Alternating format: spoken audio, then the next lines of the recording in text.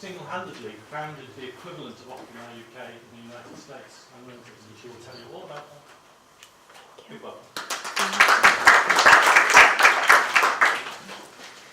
Thank you, Karen. It's hardly single-handedly, so that's a big overstatement.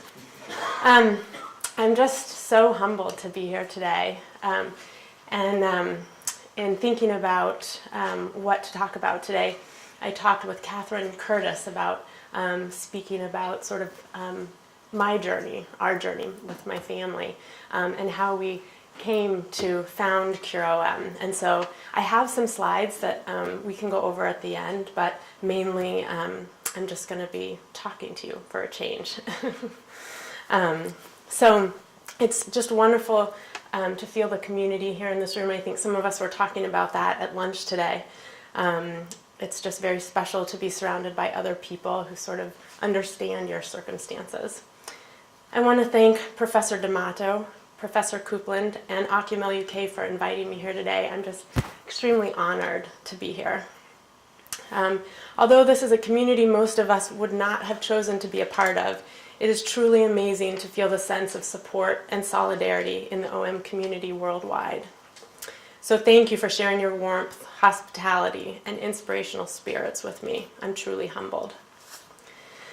So I'm sure this is true for many of you in this room.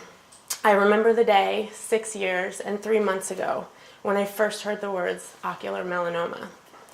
I remember it like it was yesterday, the day my husband, Greg Strax, was diagnosed with the disease at the age of 34. 2 days in a row after our morning jog together, Greg complained that when he looked at the pavement out of his right eye, it looked wavy.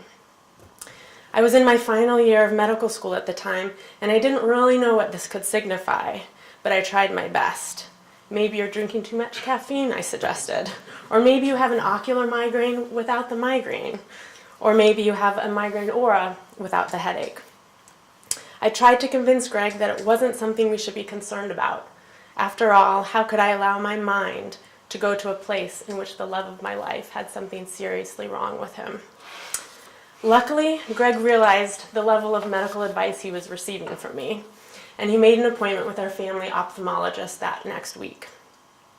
Greg came home from the Friday appointment visibly shaken and anxious. He explained to me that the ophthalmologist had seen something in his eye, and he wanted a specialist to look at it. It could be a freckle or a mole, or it could be something worse. On October 31st, 2006, we met with a specialist, an ocular oncologist in Colorado. He examined Greg's eye, and then he sat us down together, much like I saw Professor D'Amato do yesterday, so caringly with many patients. Our oncologist explained that Greg had a bump behind his eye. I knew he meant tumor, but the second anyone said the word tumor to us that day, my senses completely shut off in an uncontrollable way. So the way the ocular oncologist carefully used the word bump allowed me to stay somewhat present and hear what he had to say to us. Next came a range of additional tests and meetings with both a radiation oncologist and a medical oncologist. A lot in one day, as I'm sure you can all relate, especially when it's the first day you are receiving a diagnosis of ocular melanoma, a cancer we had never heard of before, and one that typically affects people in their 50s and 60s. So what were we doing there at the ages of 29 and 34? We went through the motions, taking the tests and responding to question after question, but we felt as if we were in some dream sequence. We couldn't have known then the huge impact this day would have on the rest of our lives. Greg had his eye tumor treated with a plaque radiation and spent the American holiday Thanksgiving of 2006 with an eye patch over his eye as his eye recovered from treatment. As I'm sure you can all relate to, the emotional healing took longer than the physical healing, but Greg and I worked hard to get back into life and put cancer behind us, or at least a side of us. We did our best to get back into life. We moved to Boston. I started a medical residency program in internal medicine and global health equity at Brigham and Women's Hospital and Harvard Medical School. And Greg, a talented leadership and organizational psychologist, continued his innovative work as well. Unfortunately, getting back into our lives became more difficult to do when we learned the devastating news at Greg's one-year follow-up that the cancer had spread to his liver. On November 7th, 2007, we were told there was not only no known cure, but no treatments had shown to extend lives. We were told Greg, at the age of 35, likely had 6 to 9 months to live. We were devastated, needless to say. Instead of living lives similar to our 30-something-year-old peers, we were being challenged to our core. We worked to face life with as much courage and perseverance as possible. And this was my introduction to ocular melanoma. Although I am a physician, I did not get involved with ocular melanoma because it is my professional specialty, but rather because it became my personal specialty, my personal passion. It became so after the love of my life was diagnosed with the disease. My passion became saving Greg's life and our life and future together. Greg felt very strongly from the very beginning that he did not want to be treated by a single physician, but rather he wanted to bring the intellects and experiences of the best and brightest we could find and be cared for by a team of physicians. If no single person, institution, or discipline had the answers, then Greg wanted to bring people together to think collaboratively about how to save his life. As an internal medicine resident at the time, I remember feeling slightly uncomfortable about Greg's requests. I knew the medical field didn't always work that way, and I was afraid Greg was going to offend or alienate some of our physicians by expecting this type of care. But the talented psychologist, coach, and fierce patient advocate that he was able to encourage and inspire his medical team to do just that, work as a team. The exceptional physicians helping to care for Greg accepted the challenge and became strong advocates for Greg, all while working together as a team.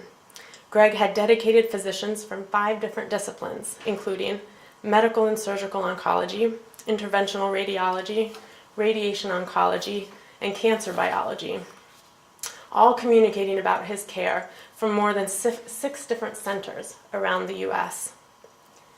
A psychologist both by nature and by training, Greg believed this kind of collaboration could not only save his life, but is the kind of collaboration that will ultimately find a cure to ocular melanoma and save other lives as well. We conferred with our trusted physicians and came up with a plan that made the most sense to us. Over the course of the 5 years we spent fighting ocular melanoma, this was the approach we relied on. We worked together as a tenacious team. Together, we would learn about the cancer status through scans Greg would get every 8 to 12 weeks. And then we would get several opinions and gather as much data as quickly as possible. We conferred with physicians from around the U.S. and looked all over for possible clinical trials. We sought out alternative approaches and worked hard to fit everything together. We considered everything and weighed the potential risks and benefits, and then in the absence of outcome data, the most meaningful kind of data, of course, and the way I was trained to make medical decisions.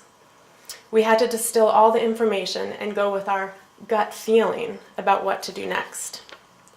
Over the course of the 4.5 years we fought metastatic ocular melanoma, Greg's treatments included the following: radioembolizations, adoptive cell therapy, ipilimumab or Yervoy, Temodar and sorafenib, cyberknife radiation to multiple areas, proton beam radiation to multiple areas, ablations, external beam radiation, and a variety of phase 1 clinical trials of systemic agents, including an HSP90 inhibitor, XL184, which is a c-MET inhibitor, a MEK inhibitor, and others. Although this was before knowing about mutations that we heard about this morning, such as GNAQ, GNA11, BAP1, SF3B1, and others, we took Greg's tissue to several laboratories to get as much information as possible and tried to grow cell lines from his tissue as well. Although Greg and I were a fierce team against ocular melanoma, we were not alone. We were and are very lucky to have extraordinary family, friends, and colleagues who have helped and stood by us through each decision, each new treatment, and helped us adjust to each new normal. Throughout Greg's 5 years of battling ocular melanoma, he taught me, our family and friends, and our medical team a great deal about perseverance, not accepting the status quo, living life with cancer, and about advocacy. After his diagnosis with METS, we continued to live life as fully as possible, both personally and professionally. Friends and family wanted to keep in touch with us. They wanted to know the latest about what was going on with Greg's health and the latest in our lives. So to help us communicate most effectively with our community, we started a blog. We called it Greg and Sarah's Blog. Soon our blog began to be followed by more than just our friends and family. Many ocular melanoma patients and their friends and families began to follow as well. We began to keep an organized listing of the treatments Greg and I were pursuing for him. We were connecting with people from all over the US, the UK, the rest of Europe, and the Middle East through our blog. We started to realize the real lack of resources for OM patients and family members. People wanted to know how to get information about treatments and how to access other OM patients and families, and our blog became a magnet, and there was little else out there. Others like us were similarly desperate to know what was going on in the research community and better understand how this would or could impact their and our lives. We began to realize that while we were advocating for Greg, we were in a position to advocate for the entire OM community. We felt compelled to do so, and we began to do just that. We took the same approach we had used to optimize Greg's care and began to apply it to the field as a whole. We wanted and saw the need to help coordinate the field, to help support collaboration and communication among physicians, researchers, and teams around the world. Working in concert with many physicians in the OM field, we brought together an international and interdisciplinary group of OM physicians, surgeons, and researchers. With a lot of guidance and support, we were able to bring this group together in 2009 in Boston. Many in this group were coming together for the very first time. Greg opened this meeting with an inspirational address to the participants, in which he set the tone not only for the meeting at the time, but for much of the work that has been done in the field since as well. And I have an excerpt from his talk at this meeting, which I'll read to you now. I'm so happy, literally, to be here this morning. We had a vision. We wanted to identify and assemble a team of experts who could bring their collaborative experience, knowledge, and clinical expertise to bear on my condition. We wanted a team. We thought the more minds we could bring together to look at me, the better result we might have. Our quest became a full-time job. Our team, we wanted a group who, no matter what academic halls they walked, approaches they used, research they were pursuing, would be willing to collaborate, push the limits, try approaches in the face of no data, think outside the box with us, be aggressive yet safe, be passionate, integrative, a team to help us beat the statistics and help us make the unexpected happen. In thinking, I'm continuing with Greg's words. In thinking about who would be here this morning, I realized that we've realized our vision. I've received and continue to receive wonderful care, treatment, and information from many of you. You are our team, and we are so grateful to you. And continuing with Greg's words, I'm convinced that a major reason why I'm standing here today is because of you, the collective you. Whether I've received direct treatment from you, benefited from your ideas, your research, your work, I'm doing well not just because of one of your efforts, but because of your collective efforts. The whole is greater than the sum of its parts, and this is certainly true here. We now have a new vision. You have more than risen to the occasion to help me, my family, and countless others fighting ocular melanoma. Now I and we ask that you think about yourselves just as we think about you. Not divided by institution, by beliefs, by treatment expertise, but today, and moving forward from today, please see yourself as a team. Help yourself as a team. Count on one another as a team. Believe in each other as a team. Share and interact as a team. Break down the barriers as a team. Create a vision as a team. Please look around the room. You are so much stronger, so better off as a team. Continuing with Greg's words, I represent the many others in my position, those who would like to be here today to address you. I've wondered what they might want me to say to you, or what they might want to say themselves. While I'm not completely certain, I think it might include, thank you so very much for assembling here and for your passionate dedication to uveal melanoma. We hope you develop some action items today that might eventually help increase understanding, research, and treatments for this disease, and that you move forward from today keeping our and your vision alive, and that you work together to accomplish the goals you develop here. We, those with this disease, are so hopeful that your collaborative work will not only advance the field, but will also lengthen and hopefully even save our lives. Thank you again so very much. You inspire us. We are so excited for what will happen here today and beyond. Only together will it be possible to see and find the cure. This excerpt from Greg's talk, which moved many of the participating physicians and researchers to tears at the time, might give you a little insight into my wonderful husband's sense of optimism, hope, and not accepting the status quo. We fought OM with everything we had in us, always having hope that we would be able to make this into a chronic disease.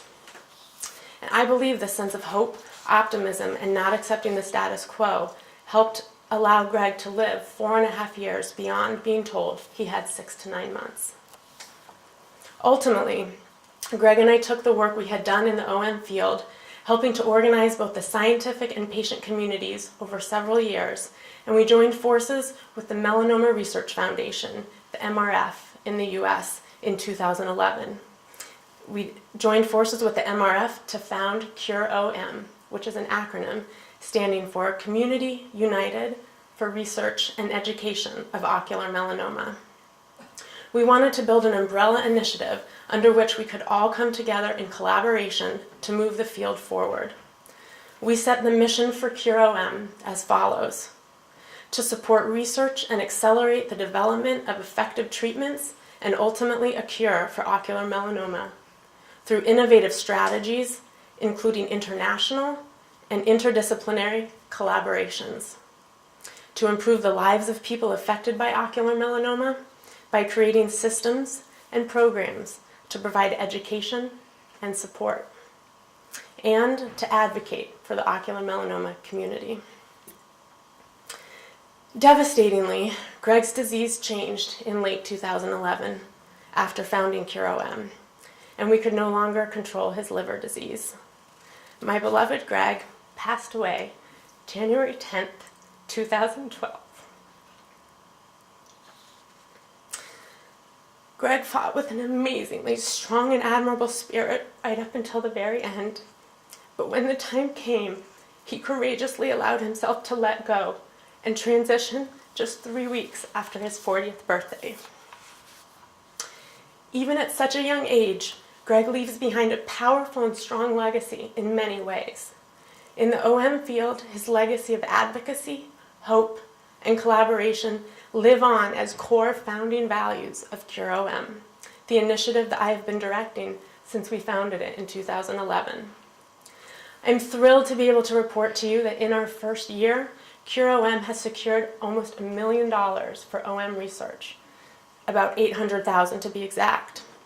We have given out our first 2 peer-reviewed research grants.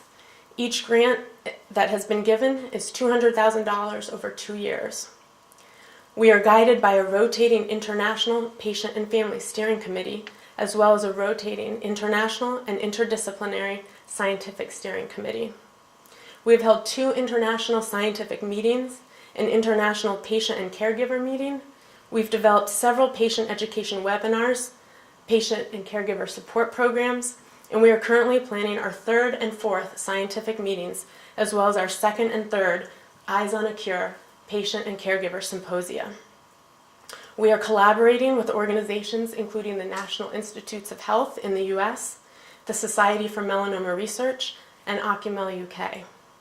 We are also working on developing scientific initiatives such as an OM tissue bank and clinical trials network, as well as other initiatives. Of course, none of this can be done alone, and the CU in CureOM is taken very seriously, community united. As Greg said in his opening remarks several years ago, the whole is so much stronger than the sum of its parts. Although Greg's and my personal fight has changed course, and I miss him terribly, I have not lost sight of our collective vision, our hope, and our goal of pushing the status quo. I still fiercely believe that working together, we will find a cure, and I'm hopeful it will come in time for us in this room to see it. I work toward this goal every day, and I know Greg and others who have sadly lost their battles too soon continue to be an important part of our fight together. No other family should have to go through what many of us in this room have been through, and I believe we can get there. There is so much hope in the field right now. I end with an Emily Dickinson quote that I have grown to understand more and more at a deeper level as Greg and I have gone through this journey. You might recognize it. Hope is the thing with feathers that perches in the soul and sings the tunes without the words and never stops at all. Thank you again for inviting me to speak here today and share our story. Thank you to all of you brave patients and caregivers. Thank you to the doctors who care for all of us and to the researchers who help us continue to have the hope. We are all in this together, and I am inspired by each and every one of you on a daily basis. Thank you.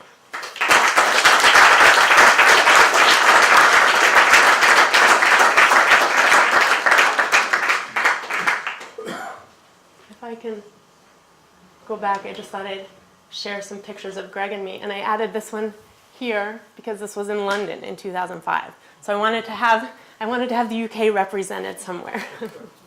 But I'm happy to take any questions that people might have. And I also have more slides about CureOM. I didn't know if you would want more specifics about that or if I was able to cover most of it in my talk.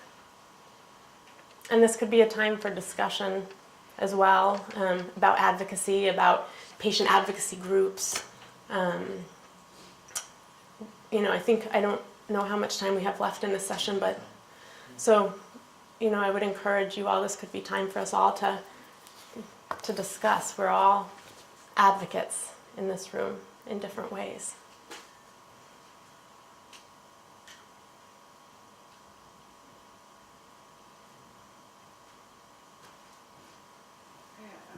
Fantastic talk. And, I heard about you, I guess, in CureOM 3 years ago when there were discussions about setting up tissue banks, so that working together with the US tissue bank and working together with what we have here. And I must say, from the initial discussions that we have had then, and then how things have really rapidly progressed with CureOM and your association with Melanoma Research Foundation. I can only really take our hats off and acknowledge the tremendous efforts that you've made, and particularly also raising the huge amount of money, which I think all researchers really are very thankful for, and particularly in such a rare disease, because it's very difficult to obtain research money for rare diseases. Either you apply to ophthalmology grants, but they're not terribly interested because eye cancers are not a major problem in the whole perspective of ophthalmology. But when you apply to cancer-related agencies, then ocular melanoma is so rare that people, what is this? So to have an ocular melanoma charity raising money specifically for ocular melanoma is, I think, is just fantastic. And we can only just say how much we appreciate as researchers how much you're doing through CureOM, and I'm sure many of the patients here would appreciate what you're doing from the viewpoint of patients and carers. Well, thank you for that. And maybe I can take that cue and just tell you a little bit more about the grant cycle that we just had. So over the course of the past year, we have raised $800,000 for OM research, and that's going to be stretched out over the next couple years. But we were able to just fund 2 research grants. We received 19 proposals from all over the US and Europe for what we thought at the time we were only going to be able to fund 1. And they were just really top, exceptional proposals. We had a peer review process, so we had 3 reviewers read each proposal in the first round and score the grants. And then the top, I think it was the top 6, then went on to the second review, and we had an expert panel then review the top 6 proposals. And we wish we could have funded all of them, but they were ranked, and we could only fund as many. We went down the list and could fund as many as we had financial resources for, which ended up being the top 2. Again, we would have loved to have funded all of them, but to fund 2, they're each $200,000 grants in our first year, we felt quite excited about. The 2 grants that we funded are both researchers in the US, just by chance. We had many people apply also from Europe. And one of them is Levi Garraway, who is at Dana-Farber Cancer Institute in Boston, and the Broad, which is a joint institution between MIT and Harvard. And he is going to be looking at different mutations, looking for new mutations in ocular melanoma, and then also looking for new drug targets, which he's an exceptional researcher. That is sort of an overview of his project. And then the second grant that was funded is Dr. John Sondek at the University of North Carolina at Chapel Hill. And he actually, neither of these researchers had been in uveal melanoma before, which is actually, we feel like, sort of a win-win situation, that we've been able to bring in new researchers into the field to help collaborate with people who have been in the field for a long time. And they bring in new expertise. So John Sondek is actually a specialist in G proteins, which the mutations GNAQ and GNA11 are mutations in a specific molecule in the cell called a G protein. And it's difficult to know what to do with them and how to target them, how to make this clinical. And so he's looking into being able to develop a drug target for these G proteins. So those are the 2 research grants that we've been able to fund this year. And then our second cycle will start soon. We're accepting applications between March 1st and May 1st. And we know we can fund one $200,000 grant again this year. And depending on additional philanthropy, we may be able to fund an additional grant as well. So we'll keep our fingers crossed. But our goal is to build the research program. And I think for me anyway, that's where hope lies, is as we heard this morning, the amazing research that the team here at Liverpool are doing. That's the kind of research we need to push forward. And for me personally, that brings me hope to see the advances that will be, directed at patients, hopefully in the near future. So thank you for that. Could you explain a little bit about how and where you found $1 million? Yeah. Well, I wish I could say that we found a money tree. But I think this comes down to some of what Professor D'Amato was saying earlier. It's really philanthropy at this point. So these grants, as I understand it, and researchers in the audience can correct me if I'm wrong, but a $200,000 grant is not tiny by any stretch of the imagination, but it's not huge either. But it allows researchers to be able to do work to then go on and apply for larger grants. So in the US, that would be from the NIH, and here, I would imagine, other institutions. I don't know if that rings true for how things work in the UK as well. So, really for us, it's been people affected by ocular melanoma who want to give back and have resources to give back. And I think there are different ways to give. You can give directly to a center, you can give directly to a physician. I think the people who have given to us like the process. They like the peer review process. So the field is helping to decide the priorities in terms of funding the research. And for people who maybe have made money in business or other areas, they've come to us saying, we don't know where the best research is being done, and we see your process.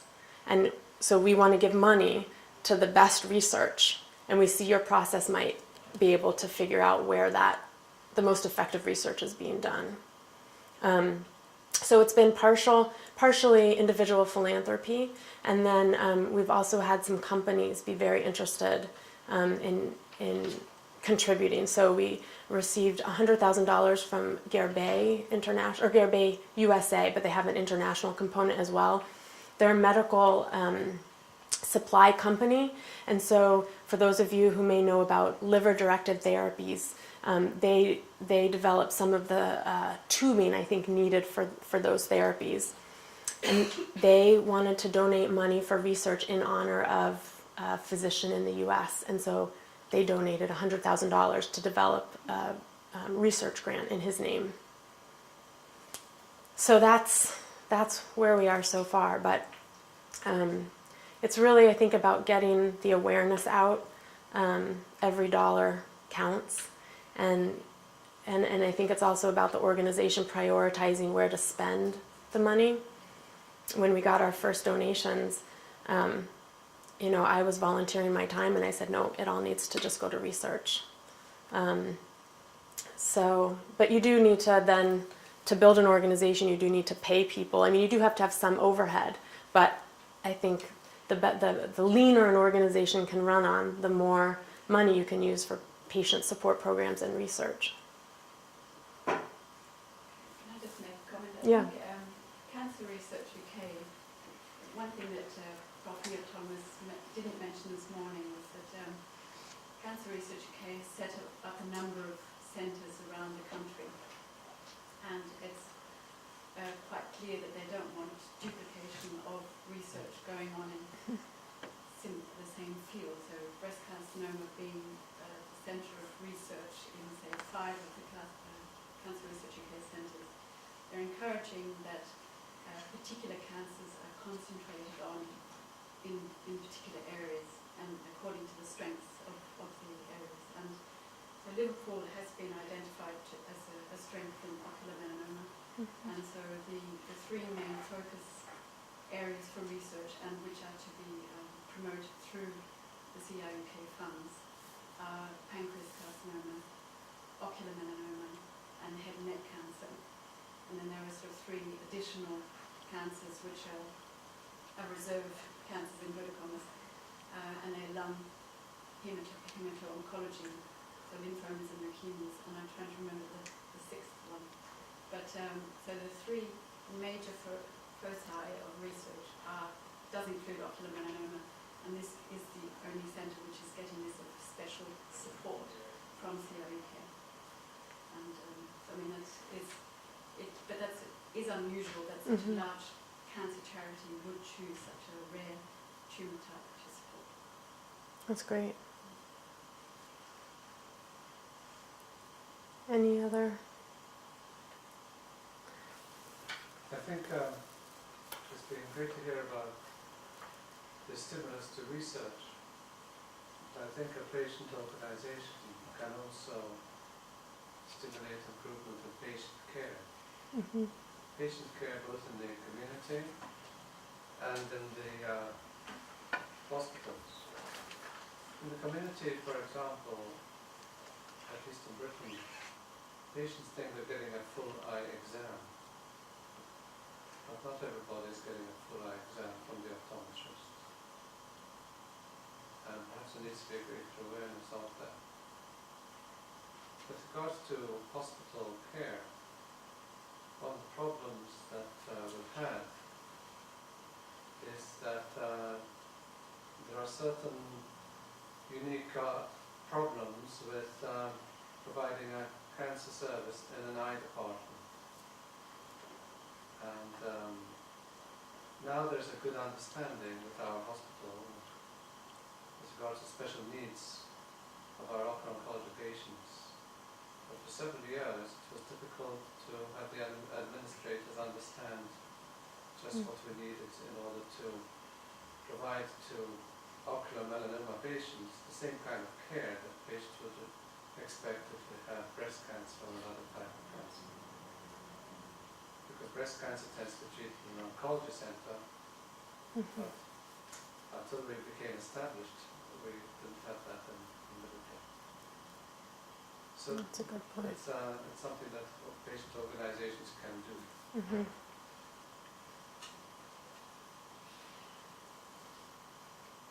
If there are no more comments, if we have another minute, I can just show a couple quick pictures.